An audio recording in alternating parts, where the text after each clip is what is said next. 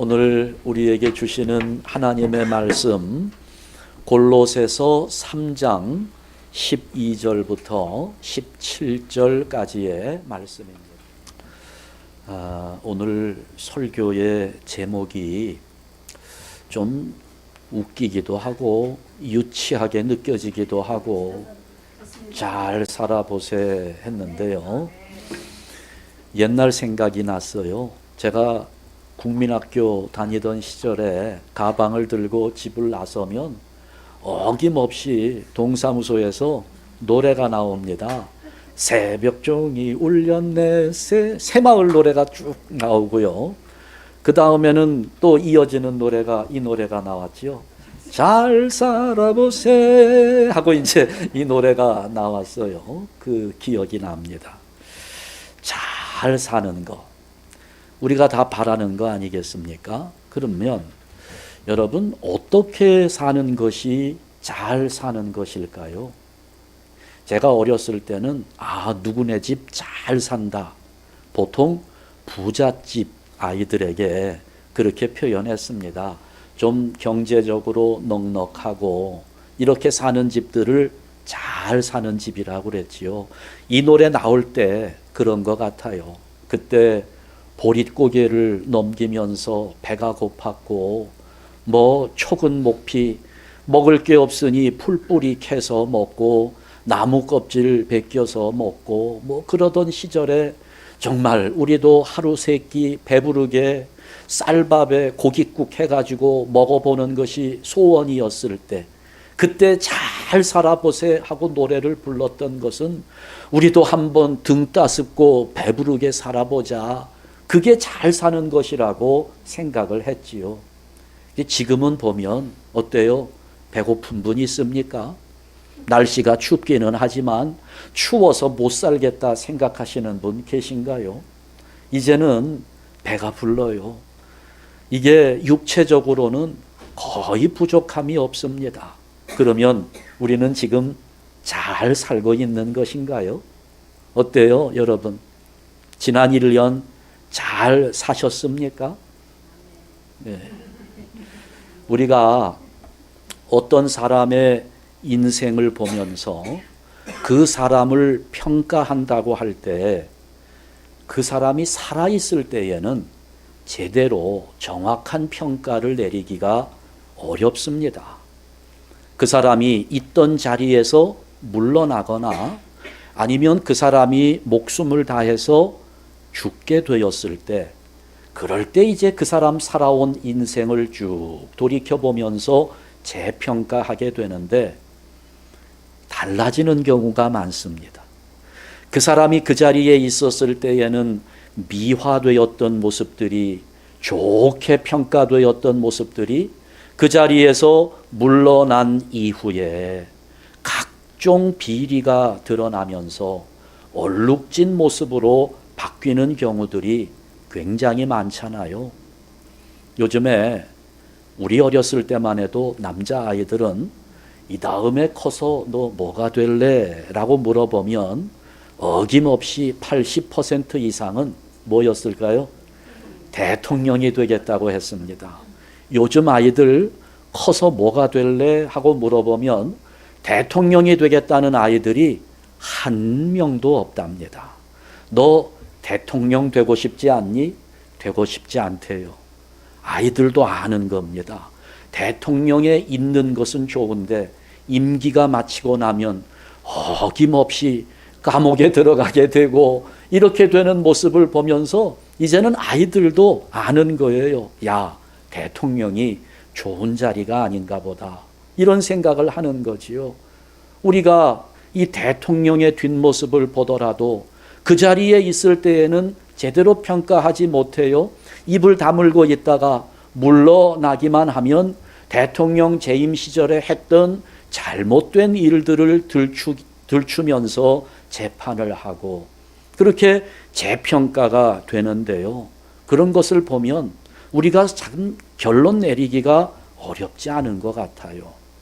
오늘 우리의 인생은 얼마나 오래 살았느냐, 얼마나 높은 자리에 앉았느냐, 얼마나 많은 재산을 소유했느냐 하는 것보다는 얼마나 진실하게 살았느냐, 얼마나 성실하게 살았느냐 하는 것으로 그 인생의 가치가 평가되는 것입니다. 그렇기 때문에 하나님을 섬기는 우리에게 있어서는 아무리 세상에서 성공한 것처럼 보이는 인생을 살았다 할지라도 하나님 보시기에 빤듯한 삶을 살지 못했다면 그 인생은 잘 살았다고 평가받기는 어려울 것입니다. 하나님 앞에서 잘 살아야 진짜 잘 사는 겁니다. 지금 이 자리에서 예배하고 있는 여러분들, 저를 포함해서 지금까지 우리가 어떤 인생을 살아왔던지 간에 이제 우리 앞에 남아있는 날들을 성실하게 살면서 진실하게 살아가면서 더 많은 하나님의 복과 은혜를 받아 누릴 수 있기를 주님의 이름으로 축원합니다. 정말 세월이 너무 빠르잖아요. 2022년 엊그저께 같은데 언제 지나가 버렸는지. 여러분 올해 7월 달이 있었나요? 올해 8월 달이 있었는지 없었는지 그냥 머릿속에서 잃어버린 세월이 되어버립니다. 이제 1년이라고 그래봐야 한 열흘 남짓밖에 남지 않았는데 참 아쉬움도 많고 후회되는 것도 많고, 그런데 이렇게 빠른 인생을 사는 우리에게 성경은 우리가 남아있는 우리 인생의 날들을 어떻게 잘 살아갈 수 있는지에 대해서 가르쳐주고 있습니다. 오늘 본문 12절부터 읽었습니다마는 5절 말씀부터 우리가 보게 되면 5절 말씀부터는 우리가 벗어버려야 할 부정적인 성품들을 열거하고 있습니다. 그리고 나서 12절부터는 새롭게 입어야 할 성품들을 열거하고 있어요. 자, 그런데 여기 5절부터 기록되어 있는, 열거되고 있는 부정적인 것들, 이게 이제 우리가 벗어버려야 할 것들인데요, 우리 안에 있는 것들입니다. 물론 이 중에 한두 가지는 없는 것이 있을 수도 있겠습니다만은 대부분은 지금 우리 안에 가지고 있는 것들이에요. 음란, 부정, 사욕, 악한 정욕, 탐심, 이거 벗어버려야 된다. 분함, 노여움, 악의, 비방, 부끄러운 말, 거짓말, 이런 것들을 벗어버려야 한다는 거지요. 이게 다 우리 안에 지금 있는 것들입니다. 자, 그러면서 12절 이하에서 소개되는 성품들, 긍휼, 자비, 겸손, 온유, 오래 참음, 이걸 우리가 새롭게 옷을 입어야 된다는 거예요. 거기에 사랑, 용서, 용납하는 거, 감사. 자, 이런 것들 생각해 보면 새로 입기에는 대단히 어려운 것들입니다.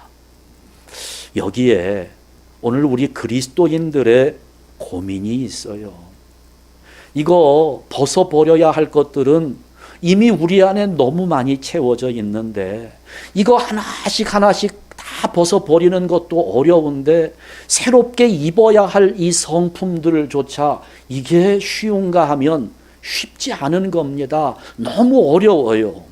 그러니까 우리의 고민이 여기에 있는 겁니다. 그러나 여러분, 오늘 우리가 얼마나 특별한 존재인지를 깨닫는다면 이런 삶은 얼마든지 가능해질 수 있습니다. 내가 어떤 사랑을 받았는지, 또 내가 어떤 은혜를 받아서 어떤 존재가 되었는지를 아는 것은 우리로 하여금 하나님 앞에 바르게 설 수 있도록 해줄 뿐만 아니라 우리가 이 세상의 유혹으로부터 벗어날 수 있도록 이 세상을 이길 수 있는 힘을 얻도록 만들어주는 겁니다.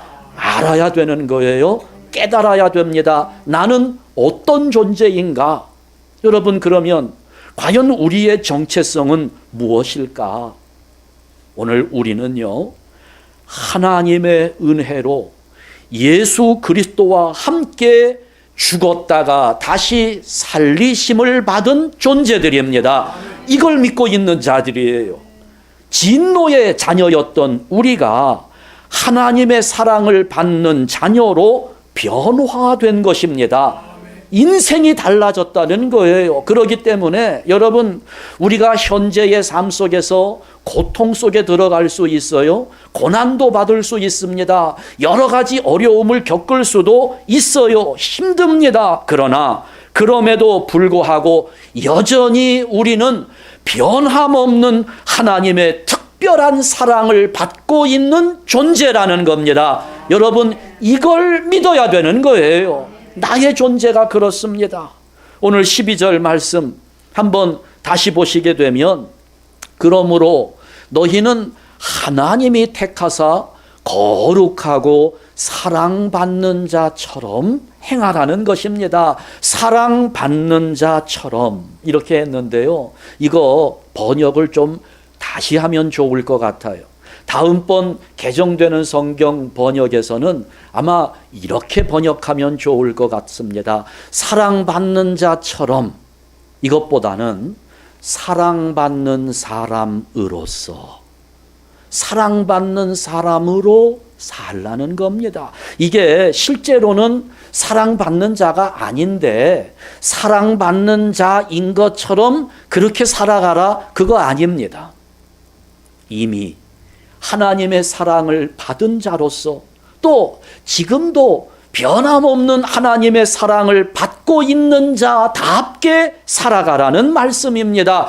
대단히 중요한 부분입니다. 여러분, 우리는 이미 하나님의 사랑을 받은 자들이고 지금도 하나님의 사랑을 온몸으로 받으면서 살아가는 존재들임을 믿으시기 바랍니다. 그러면 오늘 우리가 이렇게 하나님의 사랑을 받으면서 살아가고 있는데, 그런 내가 남아있는 인생의 남은 날들을 어떻게 잘 살 것인가? 잘 살아야 되잖아요. 우리가 결단할 부분이 있는 겁니다. 첫 번째, 우리는 이미 하나님의 사랑을 받은 자답게 서로 용납하는 삶을 살아야 합니다. 사실 누군가를 용서한다는 거, 이게 쉽지 않습니다. 아니요, 쉽지 않은 정도가 아니라 대단히 어렵습니다. 이게 참 마음으로는 용서해주고 싶은 마음이 있어도 잘 되지 않아요. 그래도 여러분, 아무리 어려워도 우리는 서로를 용납해 주어야 합니다. 지난 1년 동안 우리는 수많은 일들을 경험했어요. 억울한 일도 많이 당했고 무고하게 원망하는 말도 들었습니다. 수많은 오해 속에서 인간관계가 깨지는 것도 경험했습니다. 나한테 손해를 입힌 사람도 있고 나를 사기친 사람도 있고, 그러니 생각 같아서는 지금이라도 당장 쫓아가서 그냥 그 뒤통수를 세게 내려치고 싶은 그런 사람들이 있어요. 어떤 분은 그러더라고요. 만약에 옆에 총이 있었으면 당장에 쏴 죽였을 거라고 그렇게 말하시는 분도 있더라고요. 당장이라도 내가 뭔가 복수를 하고 보복하고 싶은 사람들, 도저히 이 내 마음속에 맺혀 있는 이 응어리 때문에 용납되지 않는 사람들 얼마나 많은지 모릅니다. 여러분, 그러나 나도 하나님 앞에 용서받지 못할 죄인들이었습니다. 나도 죄인이었어요. 그런데 하나님은 용서받지 못할 나를 용서하시고 받아주셨습니다. 나는 죽어 마땅한 죄인인데도 용서를 받았는데 그런 내가 다른 사람을 용서하지 못한다면 1만 달란트를 탕감받았으면서도 100데나리온 빚진 자를 용납하지 못하고 옥에 가두었던 사람과 다를 바가 뭐가 있겠습니까? 나도 그런 용서를 받았으니 우리도 서로 간에 용납하는 삶을 사는 것은 당연한 일이지요. 또 우리가 서로를 용납해야 하는 이유는 또 있습니다. 사실 용서는 내가 하는 것이 아닙니다. 우리가 서로 간에 용서하자, 용납하자 이렇게 말을 하니까 우리에게 무슨 용서할 수 있는 권세가 있는 것처럼 착각하기 쉽습니다만 여러분, 우리에게는 용서할 수 있는 권리가 없습니다. 용서는 하나님이 하시는 겁니다. 그러면 나를 용서하신 하나님은 내가 지금 미워하는 그 사람도 어떻게 하셨을까요? 용서하셨습니다. 내가 정말 달려가서 총으로 쏴 죽이고 싶은 내 마음에 엄청난 상처를 남긴 그 사람일지라도 하나님은 그 사람을 사랑하시고 용서해 주시기 때문에 우리가 그 형제들을 용납하는 것은 마땅한 일입니다. 하나님이 용서하셨는데 내가 용서하지 못한다면 나는 하나님 앞에 어떤 존재가 되는 것일까요? 여러분, 우리 착각하지 말아야 돼요. 내가 용서하는 거 아닙니다. 우리가 용납하고 용서해야 되는 이유는 그 사람이 정말 악해도 하나님이 여전히 그 사람을 귀하게 여기시고 사랑하는 영혼이기 때문에 나도 그를 귀하게 여기는 마음을 가져야 하는 것입니다. 우리에게 용서의 권리가 없어요. 용서의 의무가 있습니다. 하나님이 용서하셨으니까 나도 용서해야 되는 거예요. 그러니까 내가 이 사람을 용서한다는 것은 나에게 권리가 있기 때문에 그 권리를 행사한다고 생각하면 안 돼요. 하나님이 그를 용서하신다는 사실을 인정하고 받아들이는 것입니다. 그게 용서하는 것입니다. 참 우리가 얼마나 이기적인지 몰라요. 똑같은 잘못을 했는데도 내가 잘못한 것은 괜찮고 남이 잘못한 것에는 얼마나 우리가 이 손가락질을 많이 합니까? 우리 한번 가슴에 그렇게 새겨 넣읍시다. 내가 나에게 관대한 만큼만 서로에게 관대하게 대해주자. 나를 생각하는 것처럼 우리 형제들을 생각해야 돼요. 주님이 뭐라고 말씀합니까? 베드로가 몇 번이나 용서할까요? 7번까지 할까요? 그랬더니 우리 주님은 70번씩 7번이라도 하랍니다. 그러니까 여러분 몇 번까지 용서해야 되는 거예요? 490번이라고 똑똑한 아이들은 얘기해요. 491번째는 그러면 어떻게 합니까? 그때는 안 해도 되나요? 그 말이 아니잖아요. 70번씩 7번이라도 그 말은 그 이상 끝까지 용납하고 용서해 주라는 말씀을 하셨습니다. 여러분, 우리가 서로를 용납해 주지 못하면 우리 가정, 우리 교회는 든든하게 세워질 수 없습니다. 지난 1년 동안 살면서 마음에 맺힌 것들이 있잖아요. 여러분, 2022년 이제 한 열 이틀 남아있는데요. 남아있는 열 이틀 동안 그냥 다 털어버리고 그리고 새해를 맞이합시다. 털어버려요. 마음에 남겨두지 말고요. 제가 어제 설교를 준비하는데 해결해야 될 문제들이 꽤 여러 개가 있더라고요. 그 중에 가장 우선적으로 해결해야 될 일이 있어서 제 아내에게 잠자기 전에 물었습니다. 요청했어요.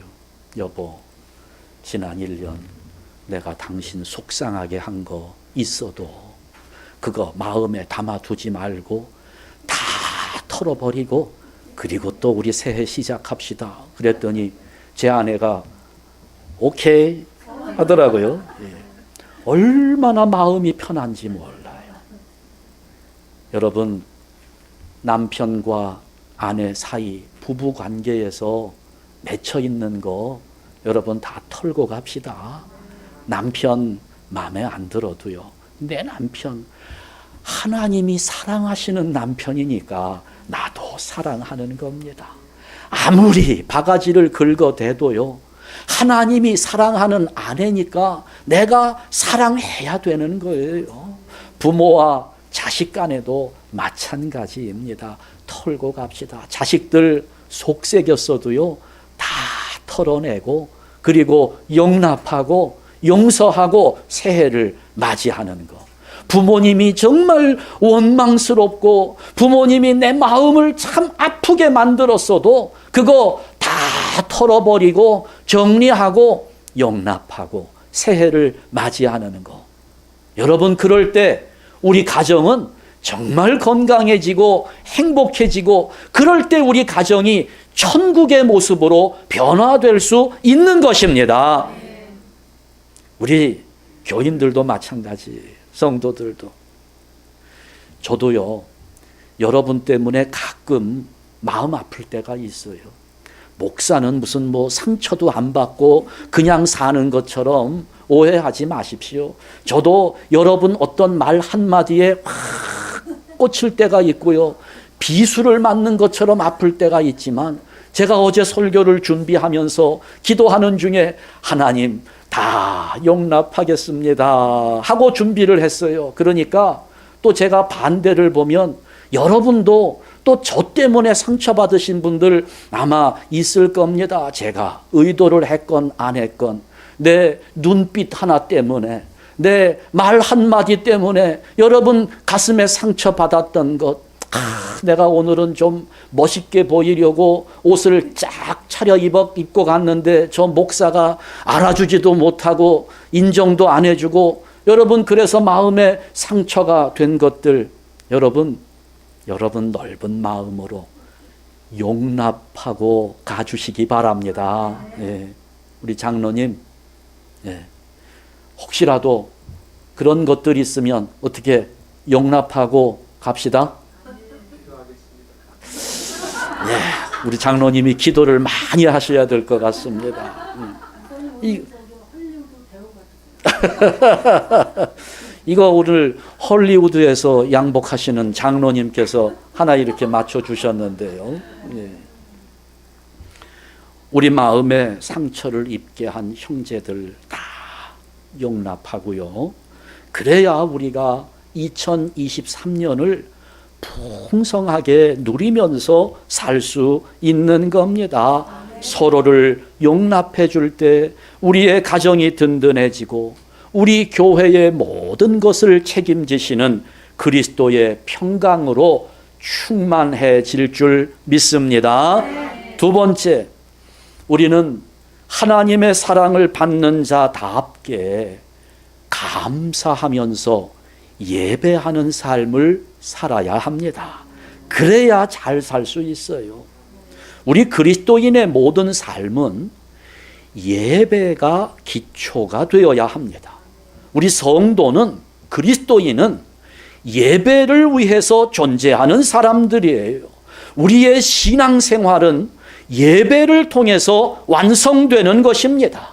앞에서 말씀드린 용서하고 용납하는 것은 인간관계에서 주어지는 일입니다.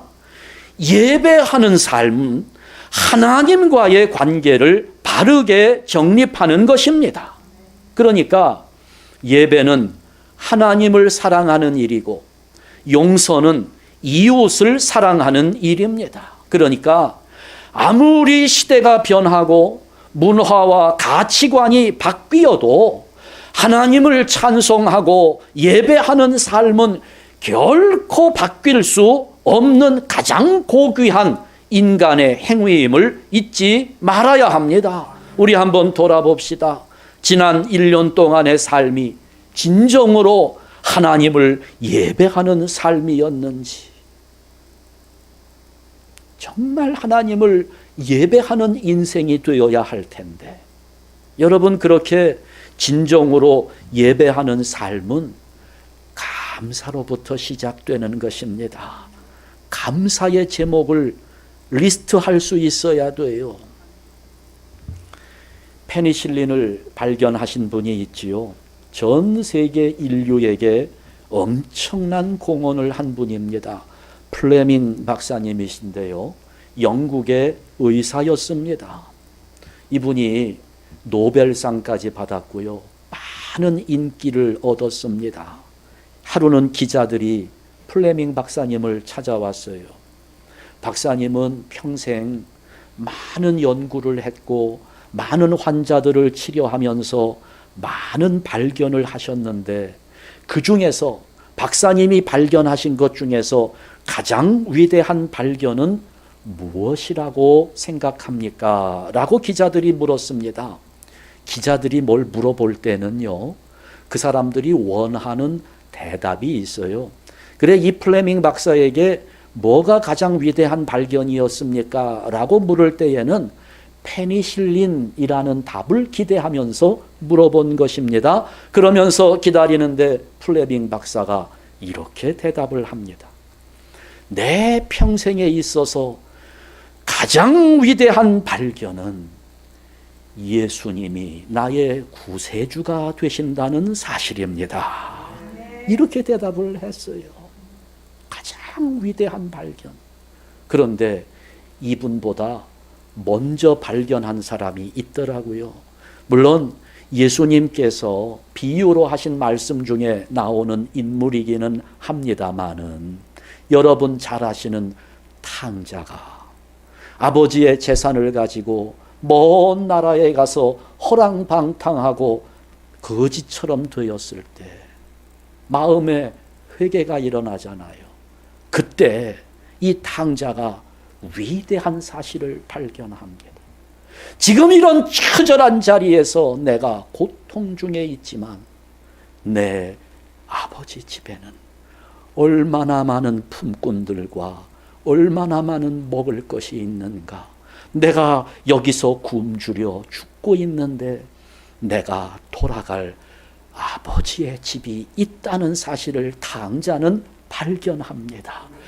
가장 위대한 발견입니다. 내가 돌아갈 아버지의 품이 있다는 거예요. 오늘 나에게 주어질 하나님의 나라가 있다는 겁니다. 예수님이 나의 구세주가 되신다는 것을 발견한 그것이 나에게는 가장 위대한 발견입니다. 여러분, 페니실린을 발견하고 훌륭한 과학자로 성공했기 때문이 아니라 많은 사람들이 나를 우러러보고 나를 인정해주고 그래서 나에게 편안한 삶이 보장되어 있기 때문이 아니라 예수 그리스도가 나의 구세주가 되기 때문에 감사하다는 말입니다. 여러분, 지금까지 지내온 것 주의 크신 은혜라. 지금까지 살아온 모든 것이 하나님의 은혜였다는 사실을 아는 사람, 지금 나의 나 된 것은 다 하나님의 은혜라는 사실을 아는 사람, 지금 나는 하나님의 특별한 사랑을 받고 있는 자녀라는 사실을 아는 사람은 어떤 상황에서도 감사할 수 있습니다. 그리고 이렇게 감사한 마음을 가지고 사는 사람은 어려운 환경을 이겨내고 승리하는 예배자의 삶을 살게 되는 것입니다. 지난 1년 하나님은 우리 모두를 지켜주셨고 우리와 함께 해주셨습니다. 그러니까 올해 1년 정리하시면서 돈 많이 벌지 못했어도 감사합시다. 질병 때문에 힘든 시간들 많이 지냈어도 감사합시다. 우리 박옥희 권사님 추우신가 봐요. 아직도 다 안 나셨나 봐요. 여러분 권사님 그래도 감사하시기 바랍니다. 아파도 내 자녀가 좋은 대학 들어가지 못하고 좋은 일자리 구하지 못했어도 그래도 감사합시다. 지난 2022년 우리 하나님께 감사하면서 마무리하고 이제 다가오는 2023년 감사함으로 맞이하게 될 때 우리 그리스도인들, 우리 모든 성도 여러분들 하나님 앞에 하나님께서 원하시는 반듯한 삶을 살 수 있는 것입니다. 오늘 우리가 주어진 사명을 따라서 나에게 주어진 삶 속에 그 사명을 위하여 최선을 다해야 되는 그런 존재들인데 여러분 남아있는 나의 인생의 날들 어떻게 잘 살 수 있을지 우리 한번 잘 살아봅시다. 오늘 제목이 뭐였다고요? 네, 우리 한번 같이 큰 소리로 해봅시다. 잘 살아보세. 예, 여러분 이게요 우리 인생을 잘 사는 것이 아니라면 하나님의 뜻을 따라서 잘 사는 것이 아니라면 우리 인생은 결코 행복해질 수 없는 겁니다. 우리 모든 성도들 하나님을 사랑하면서 감사함으로 예배하고 이웃을 사랑하면서 서로 용납하는 삶으로 주어진 인생 잘 사실 수 있기를 주님의 이름으로 축원합니다. 기도하겠습니다.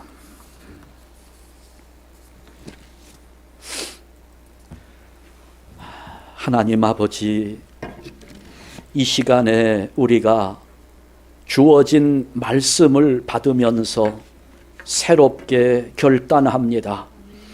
우리 인생의 남은 날들을 주 안에서 하나님 앞에서 잘 살아보리라는 다짐입니다.